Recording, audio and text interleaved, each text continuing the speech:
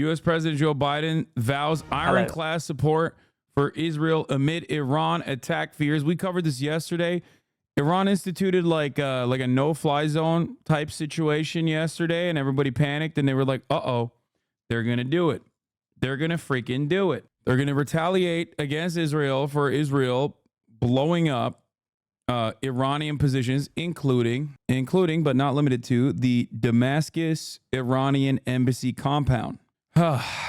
Israel, which has played a role of, tough titties from the jump, all of a sudden took a very different tune and was begging America to pressure Iran by getting other allies and other envoys, in-betweeners, to tell Iran not to strike back against Israel.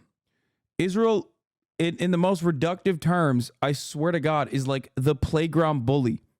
Okay?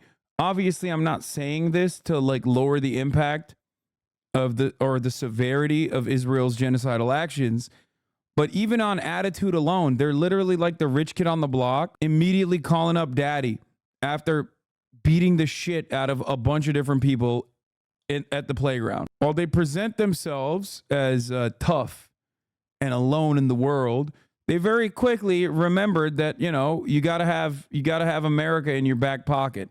As soon as Iran was like, yeah, you know what? We are going to strike back. And that's where we're at now. And of course, America, being the daddy in the situation, immediately came to Israel's help. And here's where we're at now. Welcome to the program. We start this hour with the latest developments in the Middle East. President Biden has promised Israel ironclad United States support amid fears that Iran could launch reprisals for an attack that killed senior Iranians. US media are reporting that an American general will visit Israel on Thursday to discuss Washington's fears. President Biden warned that Iran is threatening to launch a significant attack after Israel struck the Iranian consulate in Syria 10 days ago.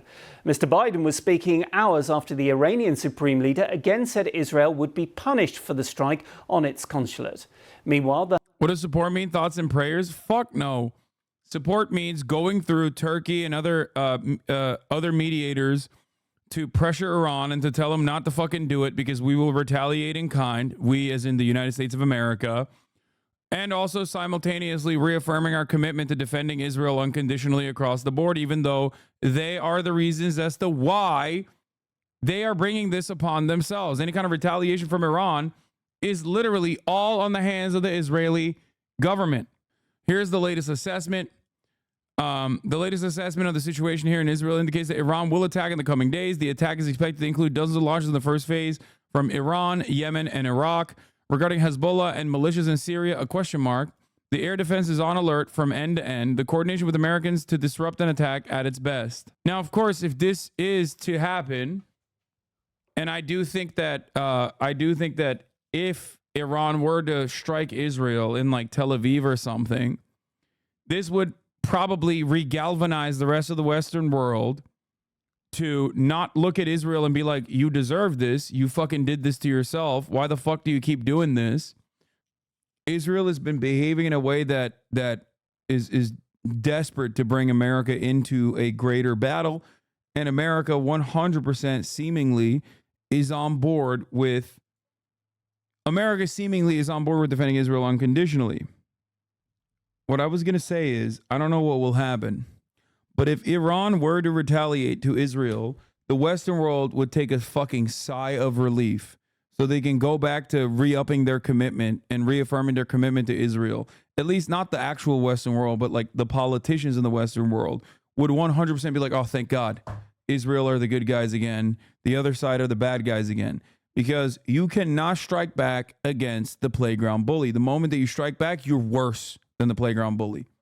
Will this be a moment where the Western politicians, the politicians of the Western world collectively go, yeah, maybe we got to fucking reconsider our support for Israel, considering how Israel knows we offer unconditional support and consistently tries to draw us into a larger conflict with potentially global implications?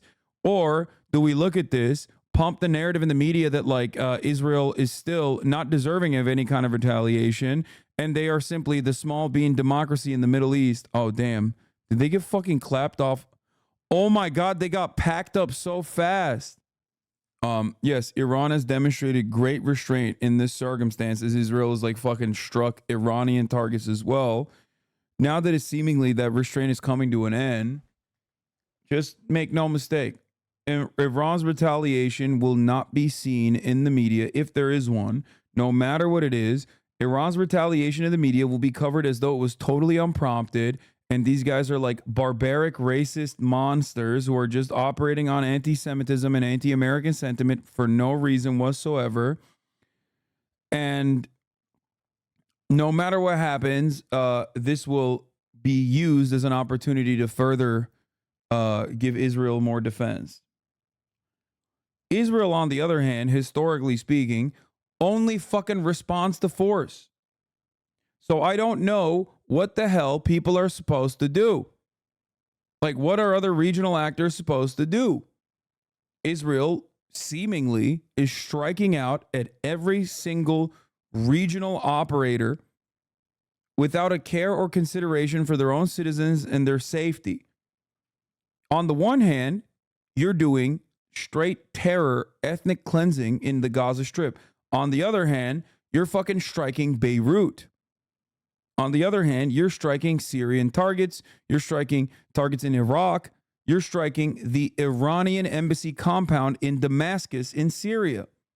What the fuck do you think you're doing?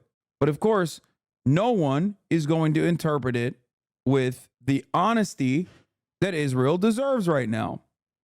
Every single potential death that might come from this retaliation is still on the hands of Israel.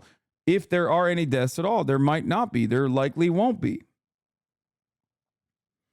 First publication at, what is this? Effie Trigger, senior anchorman in GLZ Radio.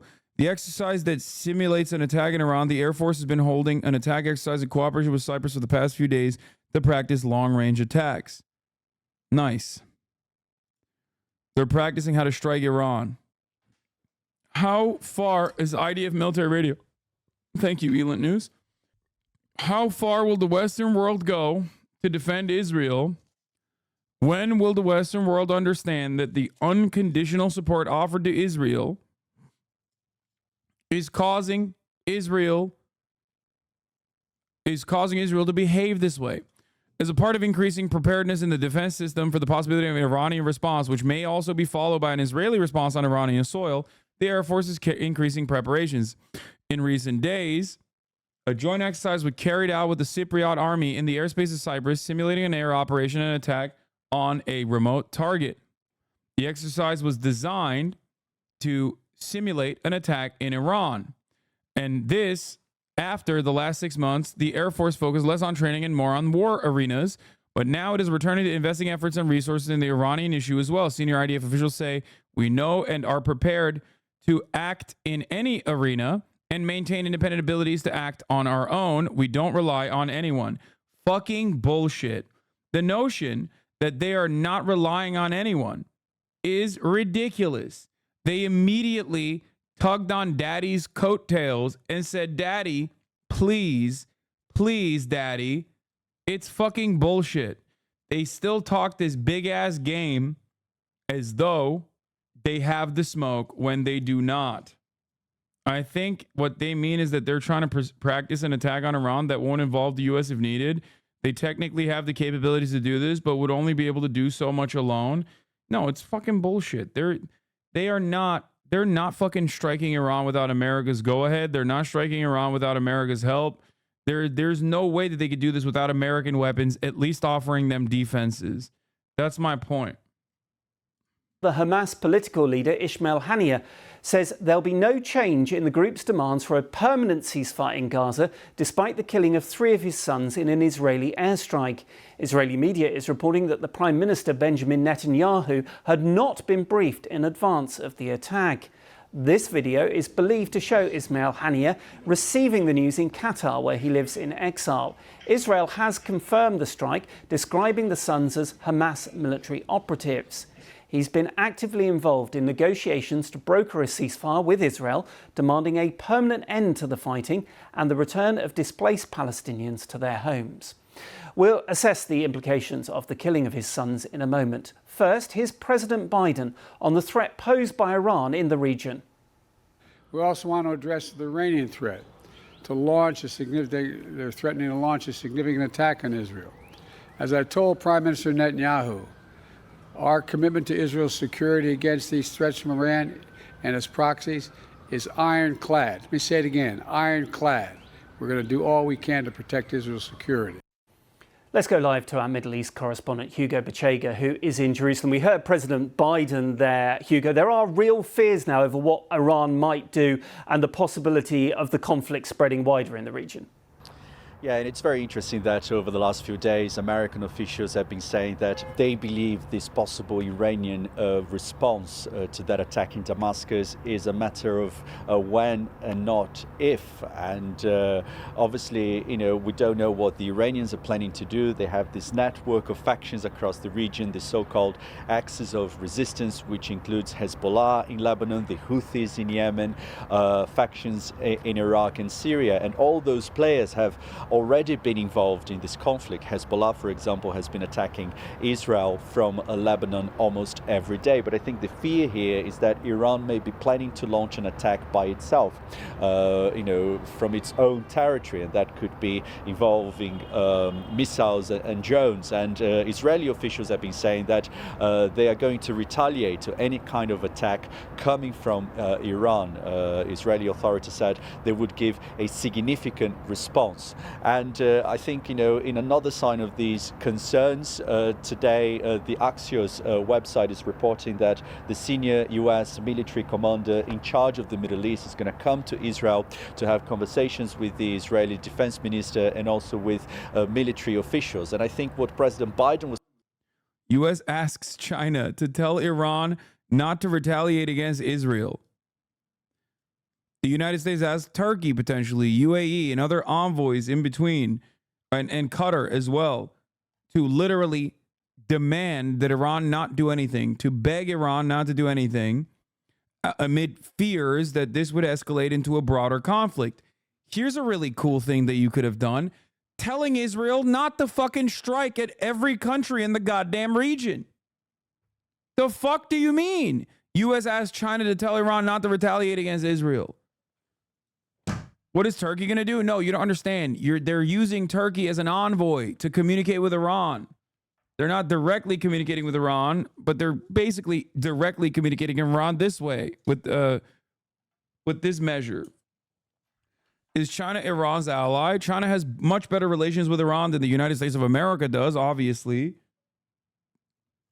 China, remember, was the facilitator of the end to the genocide in Yemen, a conflict that was seen as a proxy war between Iran and Saudi Arabia and the UAE. China specifically went to Saudi Arabia and Iran and told them to fucking cut it out, and they successfully did it. The problem here is that, I don't know what the fuck Iran's capabilities are. I don't know if they can actually strike Israel. But even if they were to be able to do so successfully, a lot of civilians will die. And I'm not going to sit here and act like that's perfectly valid and cool and good, okay? Because I'm not some edgy fucking weirdo. I can see that this will draw a much larger, much broader, potentially global fucking war.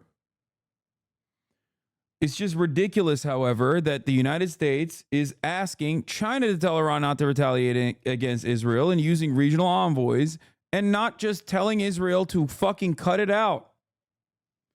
Yes, they have around a dozen different types of medium-range ballistic missiles, as well as cruise missiles and drones that can range Israel, and they have them in their thousands. That's what I mean. It's just like the Saudi media still considers Iran a threat to it. Of course, Saudi Arabia still considers Iran. They're within striking distance. Iran could cripple not only Israel, but potentially more severely than Israel. Iran could cripple Saudi oil production. They have struck Saudi oil refineries before. Do you understand? When I say this is a global catastrophe, that's what I mean. A lot of people think, and myself included, my starting point on all conflicts is like, oh, one side has this many people, the other side has this many people. When you kill all the bad guys, or when you kill all the guys on one side, the other side wins. That's not how war works. War is about attrition. War is about control over resources.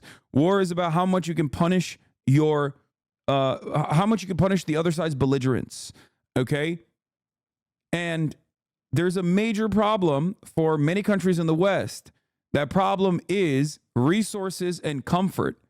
If you live in the lap of luxury in the Western world, if you're a part of the labor aristocracy, you are used to certain comforts. Once those comforts are taken away from you, all of a sudden, you are in an infinitely more volatile situation. That's why Hamas and Palestinian resistance can put up a strong front against Israel, and Israel, on the other hand, is not capable of consistently doing ethnic cleansing for an extended period of time because they, one, rely on too much Western support to continue doing this. They need political cover and they need resources from the West.